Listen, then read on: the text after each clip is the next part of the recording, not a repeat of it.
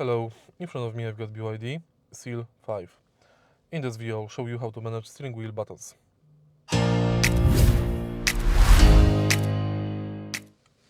In the beginning, take a look at the left side of the steering wheel. Right here we've got the panel with favorite button. You can assign any function to this button.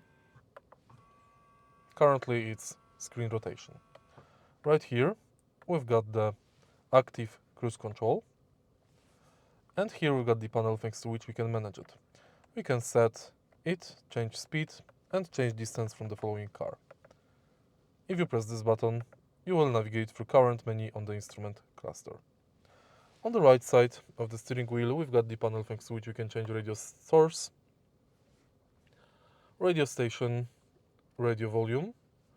We can answer and end calls, activate voice assistant, and in the end, if you press this button, this panel changes its function to navigate through instrument cluster. And that's basically it. If you found this video helpful, please leave like, comment and subscribe.